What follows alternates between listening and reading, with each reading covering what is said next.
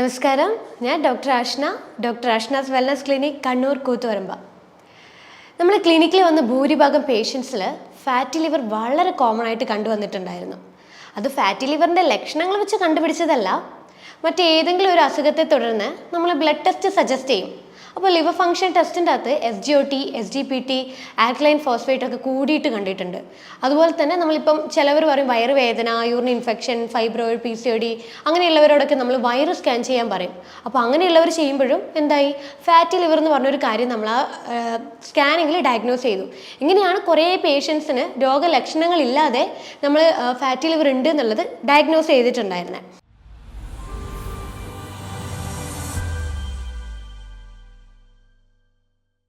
മുന്നൊക്കെ ഒരു 40 വയസ്സിന് മുകളിലുള്ളവർക്കായിരുന്നു ഫാറ്റി ലിവർ കണ്ടിട്ടുണ്ടായിരുന്നത്. പക്ഷേ ഇപ്പോൾ 10 വയസ്സിന് മുകളിലുള്ള കുട്ടികളിൽ വരെ ഫാറ്റി ലിവർ ഉണ്ട്. ഒരു കുറച്ച് നാളുകൾക്ക് മുന്നേ നമ്മുടെ ക്ലിനിക്കിൽ പാരൻസും കുട്ടികളായിട്ട് വന്നു. അപ്പോൾ ഒരു 14 വയസ്സുള്ളൊരു കുട്ടി. അപ്പോൾ ചോദിച്ചു എന്താ പ്രശ്നം. അപ്പോൾ കുട്ടീൻ്റെ പാരൻസാണ് പറഞ്ഞത് ഫാറ്റി ലിവർ. ശരിക്കും ഞാൻ ഞെട്ടിപ്പോയി, കാരണം 14 വയസ്സുള്ള കുട്ടികൾക്ക് വരെ ഇപ്പോൾ ഫാറ്റി ലിവർ ഉണ്ട്. അത്രമാത്രം നമ്മുടെ ജീവിതശൈലിയിൽ ഉണ്ടാകുന്ന മാറ്റമാണ് ഇപ്പോൾ ഫാറ്റി ലിവർ ഇങ്ങനെ വളരെ കോമൺ ആയിട്ട് എല്ലാവരിലും കണ്ടുവരുന്നത്. പക്ഷേ സ്റ്റാർട്ടിങ്ങിൽ എന്ത് ചെയ്യും, നമ്മൾ ഈ ഫാറ്റി ലിവർ അല്ലേ, അത് സാരമില്ല, എല്ലാവരിലും ഉണ്ടല്ലോ എന്ന് വിചാരിച്ചിട്ട് നമ്മൾ അവോയ്ഡ് ചെയ്ത് കളയും, ശ്രദ്ധിക്കാതെ വരും. ഫുഡും ശ്രദ്ധിക്കില്ല, ഫിസിക്കൽ ആക്ടിവിറ്റീസും ഒന്നും ശ്രദ്ധിക്കാതെ പിന്നീട് നോക്കുമ്പോൾ എന്താവും, ഇത് ഗ്രേഡ് കൂടി സിവിയർ ആയിട്ടുള്ള കോംപ്ലിക്കേഷൻ ആയിട്ടുള്ള സ്റ്റേജിലോട്ടേക്ക് ഷിഫ്റ്റ് ചെയ്യും. അപ്പോഴാണ് എന്ത്, നമ്മൾ ഭയങ്കരമായിട്ട് വറീഡ് ആവും, അയ്യോ ഡയറ്റ് ശ്രദ്ധിക്കണമല്ലോ, എക്സസൈസ് ചെയ്യണമല്ലോ എന്നുള്ള തോട്ട് നമുക്ക് വരുന്നത്. അപ്പോൾ എങ്ങനെയാണ് ഫാറ്റി ലിവർ നമ്മുടെ ശരീരത്തിൽ വരുന്നത്, എന്തൊക്കെയാണ് ലക്ഷണങ്ങൾ നമ്മുടെ ശരീരത്തിൽ കാണിക്കുന്നത് എന്നുള്ളൊരു കാര്യമാണ് ഞാൻ ഈ ഒരു വീഡിയോയിൽ നിങ്ങളായിട്ട് ഷെയർ ചെയ്യുന്നത്. ഫാറ്റി ലിവർ നമ്മുടെ ശരീരത്തിലുണ്ടായാൽ നമ്മുടെ ശരീരത്തിൽ പല രീതിയിലുള്ള ലക്ഷണങ്ങൾ കാണിക്കും. ഫാറ്റി ലിവർ നമ്മുടെ ശരീരത്തിൽ ഉണ്ടാകുമ്പോൾ നമ്മുടെ മുഖത്ത് കളർ മാറ്റം ഉണ്ടാകാൻ തുടങ്ങും, കറുപ്പ് വരാൻ തുടങ്ങും. പ്രത്യേകിച്ച് നമ്മുടെ ഈ ഒരു ഫോർഹെഡ് റീജിയണിലും ഈ ഒരു ചീക്സിൻ്റെ ഈ സൈഡിലായിട്ട് കറുപ്പ് കളർ വരാൻ തുടങ്ങും. ഡാർക്ക് സ്കിൻ ആയിട്ടുള്ള ആളുകളിലും ആ ഒരു സ്കിൻ കളറിനേക്കാൾ ഏറെ ഒരു കറുത്ത കളറായിട്ടാണ് കാണാം. പ്രത്യേകിച്ച് കൈകളിലും ചിലവരിൽ ഈ ഒരു പിഗ്മെൻറ്റേഷൻ കറുത്ത കളറായിട്ട് ഇങ്ങനെ കുത്ത് പോലെയുള്ള കളേഴ്സായിട്ട് കണ്ടിട്ടുണ്ട്. പിന്നെ സ്കിന്നിൽ ചൊറിച്ചിലുണ്ടാവും, പക്ഷെ പാടുകളായിട്ട് ഉണ്ടാവില്ല. കൈയിൻ്റെയും കാലിൻ്റെയും അടിയിലാണ് ഏറ്റവും കൂടുതൽ ചൊറിച്ചിലുണ്ടാവുക. കാലിനും കൈയിനും അടിവയറ്റിലായിട്ട് നീർക്കെട്ട് കയറും. ചിലവർക്ക് വയറിൻ്റെ മേൾഭാഗത്തായിട്ട് ഇടയ്ക്കിടെ ഒരു വയറുവേദന വരും. ചിലർക്ക് എപ്പോഴും ക്ഷീണമായിരിക്കും, പകൽ സമയത്ത് ഒന്നും ചെയ്യാൻ വയ്യ, ആകപ്പാടെ എല്ലാത്തിനും ഒരു താല്പര്യക്കുറവുള്ള രീതിയിലുണ്ടാവും. രാത്രിയിലാണെങ്കിൽ ഉറക്കം ഉണ്ടാവില്ല, അതുകൊണ്ട് രാവിലെ വളരെയധികം രീതിയിൽ ഉറങ്ങിക്കൊണ്ടേയിരിക്കും, അതും ഒരു ക്ഷീണത്തിന് കാരണമാകും. പിന്നെ വിശപ്പുണ്ടാവില്ല, ഒന്നും കഴിക്കാൻ താല്പര്യമില്ല, പ്രത്യേകിച്ച് ക്രേവിങ്സ് ഒന്നുമില്ല, അതുകൊണ്ട് തന്നെ ക്ഷീണം കൂടുതലായിട്ട് വരും. പിന്നെ ഇങ്ങനെയുള്ളവർക്ക് ഇമോഷൻസിൻ്റെ കാര്യത്തിൽ ഒരു സ്റ്റേബിൾ ആയിരിക്കില്ല, ടെൻഷൻ ഉണ്ടാവും. അതുപോലെ എപ്പോഴും ഒരു മൂഡ് സ്വിങ്സ്, ആങ്സൈറ്റി പോലുള്ള ടെൻഷൻ, അങ്ങനെയുള്ള കാര്യങ്ങളൊക്കെ റിപ്പീറ്റായിട്ട് വന്നുകൊണ്ടിരിക്കും.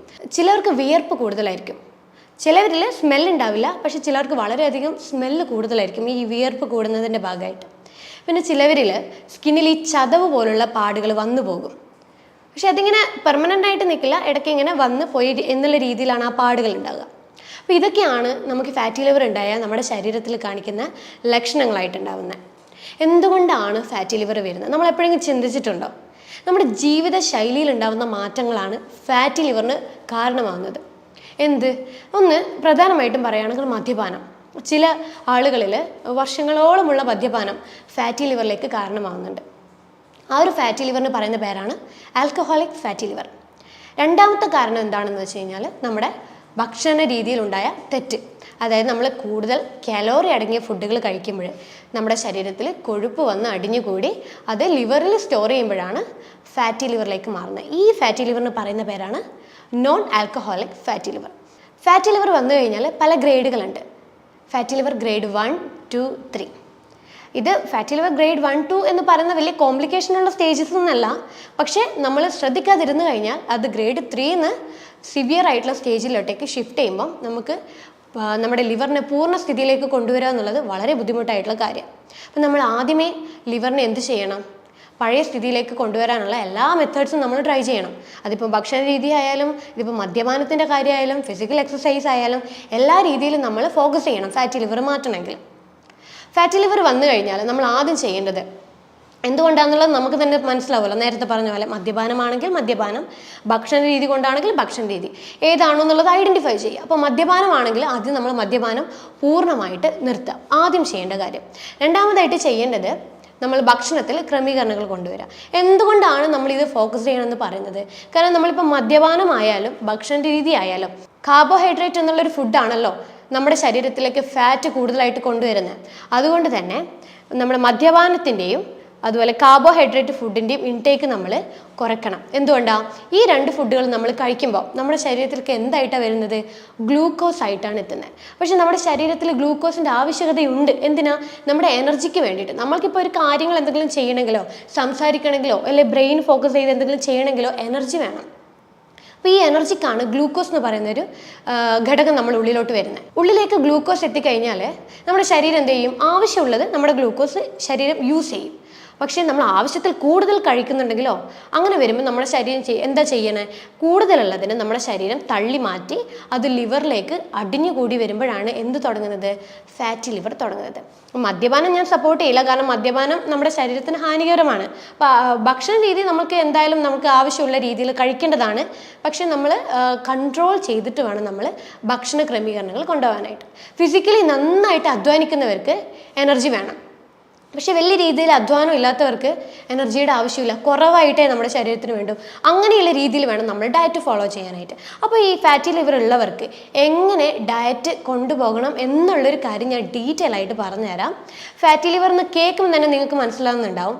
ഫാറ്റ് അതായത് കൊഴുപ്പ്, നമ്മുടെ കരളിൽ കൊഴുപ്പ് വന്ന് അടിഞ്ഞു കൂടുന്ന ഒരു അവസ്ഥയാണ് ഫാറ്റി ലിവർ എന്ന് പറയുന്നത്.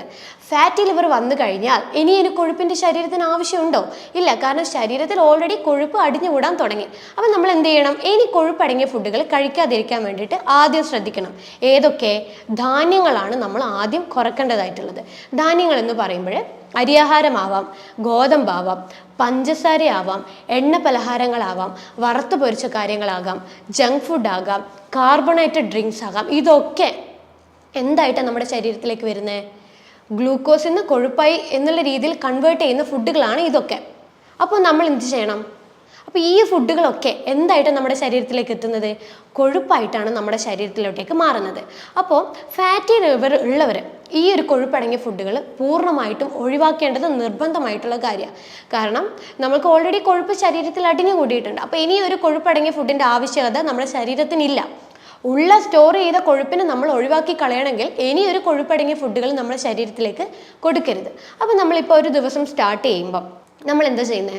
യൂഷ്വലി എല്ലാവരും ചെയ്യുന്നത് രാവിലെ തന്നെ നല്ല പാലൊഴിച്ച് നല്ല പഞ്ചസാര ഇട്ടിട്ട് നല്ലൊരു കാപ്പിയോ അല്ലെങ്കിൽ ചായയോ എടുക്കും. പക്ഷെ ഇതെന്താ? ഇതെന്ന് പറയുന്നത് എന്താ? നമ്മൾ പഞ്ചസാരയും പാലും ഒക്കെ ചെല്ലുമ്പോഴേ ഇത് കൊഴുപ്പായിട്ടാണ് ശരീരത്തിൽ വരുന്നത്. തുടക്കം തന്നെ എന്തായി? നമ്മുടെ ശരീരത്തിന് കൊഴുപ്പായിട്ടാണ് കിട്ടുന്നത്. പക്ഷെ ന്യൂട്രീഷൻ ഒന്നും തന്നെ വന്നില്ല. നമ്മൾ പറയുന്നില്ലേ your breakfast is your brain food എന്ന് നമ്മൾ പറയുന്നില്ലേ? പക്ഷേ നമ്മൾ എന്താ കൊടുക്കുന്നത്? പകരം നേരെ തല തിരിച്ചിട്ട് കൊഴുപ്പടങ്ങിയ ഫുഡുകളാണ് കൊടുക്കുന്നത്. അങ്ങനെ ചെയ്യാതെ നമ്മൾ ബ്രെയിനിന് വേണ്ട ഫുഡുകൾ എന്താണോ അതാണ് നമ്മൾ പ്രൊവൈഡ് ചെയ്യേണ്ടത്. അല്ലാതെ ഫാറ്റ് അടങ്ങിയ ഫുഡുകൾ ഒരു ദിവസം തുടങ്ങരുത്. അപ്പോൾ നമ്മളൊരു ദിവസം തുടങ്ങുമ്പോഴേ നമ്മൾ എന്ത് ചെയ്യും?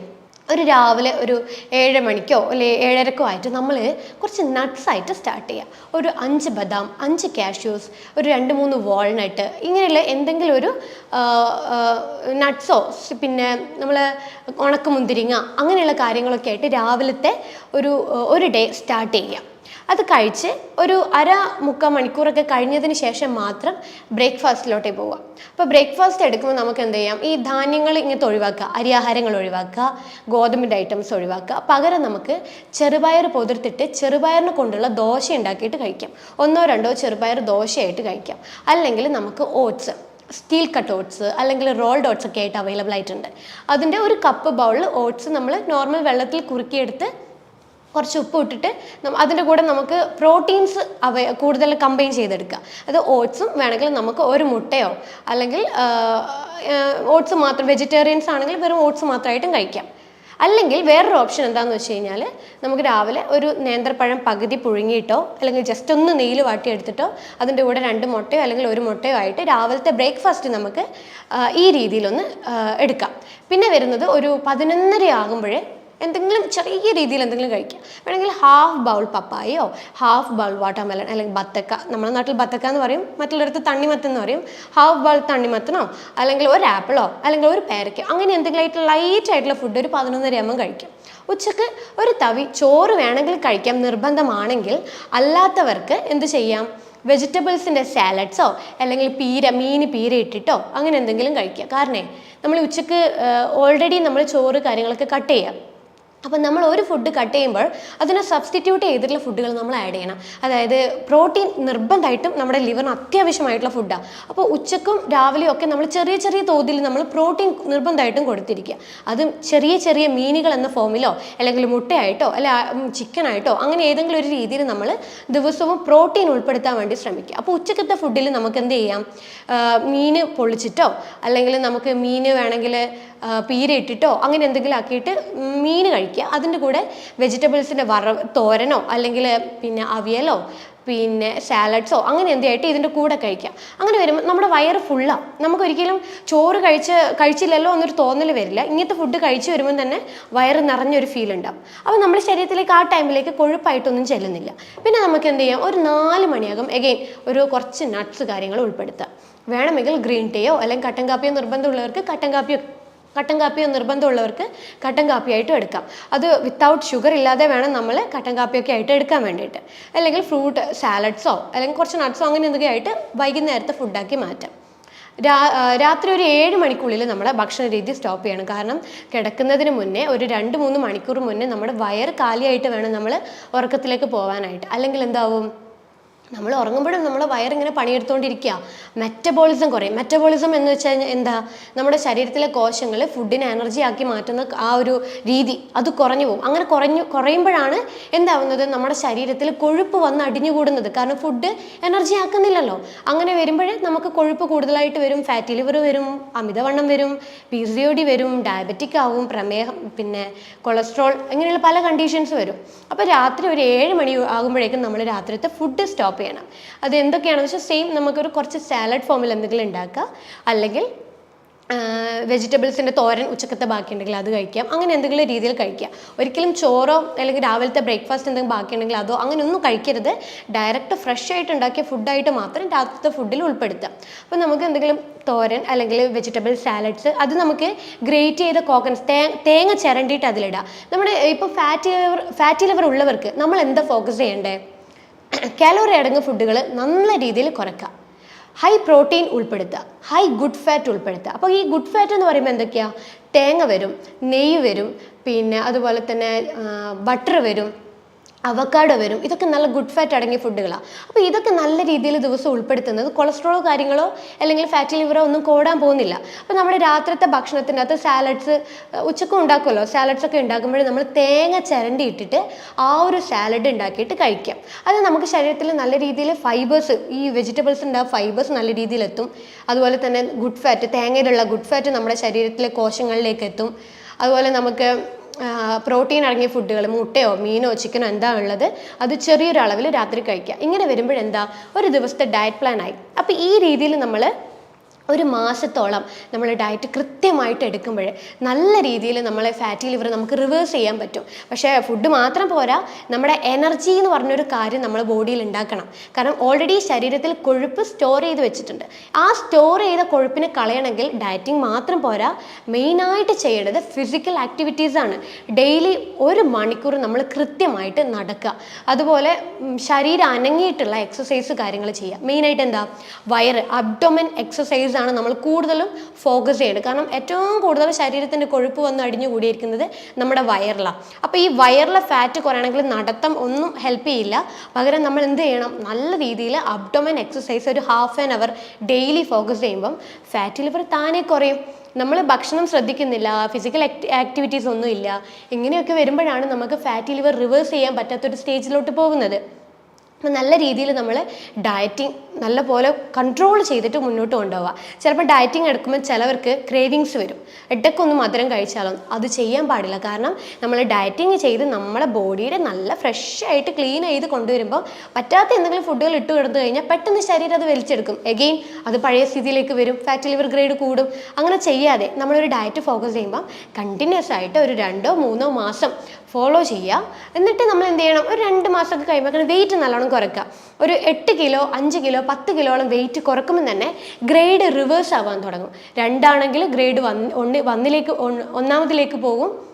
1 ആണെങ്കിൽ പൂർവ്വസ്ഥിതിയിലോട്ടേക്ക്, കരളിൻ്റെ പൂർവ്വസ്ഥിതിയിലോട്ട് കൊണ്ടുവരും. അപ്പോൾ ഈ രീതിയിലാണ് ശരിക്കും നമ്മൾ ഡയറ്റ് കാര്യങ്ങളൊക്കെ ഫോക്കസ് ചെയ്യേണ്ടത്. പിന്നെ ശ്രദ്ധിക്കേണ്ടത് ഉറക്കം മാൻഡേറ്ററി ആയിട്ടുള്ളൊരു കാര്യമാണ്. 6 മണിക്കൂർ തൊട്ട് 8 മണിക്കൂർ വരെ നല്ലപോലെ ഉറങ്ങുക. പിന്നെ ചെയ്യേണ്ടത് വെള്ളം നന്നായിട്ട് കുടിക്കുക. ഒരു ഫാറ്റി ലിവർ ഉള്ളവർക്ക് വെള്ളം അത്യാവശ്യമായിട്ടുള്ള ഒരു കാര്യമാണ്. കാരണം നമ്മുടെ കരളിന് വെള്ളം കിട്ടിക്കഴിഞ്ഞാൽ മാത്രമേ എന്ത് ചെയ്യാൻ പറ്റുള്ളൂ, കരളിന് ശുദ്ധീകരണം എന്നൊരു കാര്യം ചെയ്യാൻ പറ്റുള്ളൂ. കരളിലാണ് ഏറ്റവും കൂടുതൽ നമ്മൾ കഴിക്കുന്ന ശരീരത്തിലെ വിഷാംശങ്ങൾ അടിഞ്ഞോടുന്നത്. ആ വിഷാംശത്തെ പുറത്തോട്ടേക്ക് തള്ളിക്കളയാണെങ്കിൽ വെള്ളം മസ്റ്റായിട്ടുള്ള കാര്യമാണ്. ഇപ്പോൾ 20 കിലോ ഉള്ള ഒരാൾ 1 ലിറ്റർ എന്നൊരു കണക്കിന് നമ്മൾ വെള്ളം മെയിൻറ്റെയിൻ ചെയ്യുക ഒരു ദിവസം. വേനൽക്കാലത്താണെങ്കിൽ കുറച്ചുകൂടെ വെള്ളത്തിൻ്റെ അളവ് കൂട്ടുക. ഈ രീതിയിൽ വേണം നമ്മൾ ഫാറ്റി ലിവറിനെ ഓവർകം ചെയ്യാനായിട്ട്, അല്ലെങ്കിൽ ഫാറ്റി ലിവർ എന്നുള്ളൊരു കണ്ടീഷനെ കരളിൻ്റെ പൂർവ്വസ്ഥിതിയിലോട്ടേക്ക് മാറ്റാനായിട്ട്. അപ്പോൾ ഞാൻ നേരത്തെ പറഞ്ഞ പോലത്തെ ലക്ഷണങ്ങൾ എന്തെങ്കിലും നിങ്ങൾ തുടർച്ചയായിട്ട് ഫേസ് ചെയ്യുന്നുണ്ടെങ്കിൽ നിങ്ങൾ സെൽഫായിട്ടൊന്ന് ഡയഗ്നോസ് ചെയ്യുക. ഫാറ്റി ലിവർ ഉണ്ടോ, അങ്ങനെ എന്തെങ്കിലും സംശയം ഉണ്ടെങ്കിൽ നിങ്ങൾ എന്ത് ചെയ്യണം, ഒരു ഡോക്ടറെ പോയിട്ട് കൺസൾട്ട് ചെയ്യുക. എന്നിട്ട് അതിന് വേണ്ട ബ്ലഡ് ടെസ്റ്റും സ്കാനിങ്ങും കാര്യങ്ങളൊക്കെ ചെയ്ത് ഉറപ്പ് വരുത്തുക. ഫാറ്റി ലിവർ ഉണ്ടോ, ഫാറ്റി ലിവർ ഇല്ലയോ എന്നുള്ളൊരു കാര്യം. കാരണം ഫാറ്റി ലിവർ ഉണ്ടെങ്കിൽ നമുക്ക് നീട്ടിക്കൊണ്ടാൻ പാടില്ല, പെട്ടെന്ന് തന്നെ നമുക്കത് തിരിച്ച് റിവേഴ്സ് ചെയ്യിപ്പിക്കണം. അപ്പം എന്താണോ അതിന് വേണ്ട പരിഹാരമായിട്ടുള്ള മാർഗ്ഗങ്ങൾ, ഡയറ്റ് ആണെങ്കിൽ ഡയറ്റ്, അല്ലെ മെഡിസിൻ ആയിട്ട് എടുക്കേണ്ട രീതിയിലാണ് മെഡിസിൻ ആയിട്ടുള്ള രീതിയിൽ അതൊക്കെ കറക്റ്റായിട്ട് എടുത്ത് നമുക്ക് നമ്മളുടെ ആ ഒരു ലിവറിൻ്റെ സ്ഥിതിയെ പൂർണ്ണ സ്റ്റേജിലേക്ക് കൊണ്ടുവരേണ്ടതാണ്. അപ്പം എന്നിട്ടും നിങ്ങൾക്ക് ഇനിയിപ്പം എന്തെങ്കിലും ഇതിനെക്കുറിച്ചുള്ള ഡൗട്ടോ കാര്യങ്ങളോ എന്തെങ്കിലും ഉണ്ടെങ്കിൽ താഴെ കാണുന്ന നമ്പറിൽ നിങ്ങൾക്ക് കോൺടാക്റ്റ് ചെയ്യാം. ഇതുപോലെ തന്നെ മറ്റൊരു ഹെൽത്ത് ടോപ്പിക്കുമായിട്ട് വീണ്ടും കാണാം. അതുവരേക്കും നമസ്കാരം.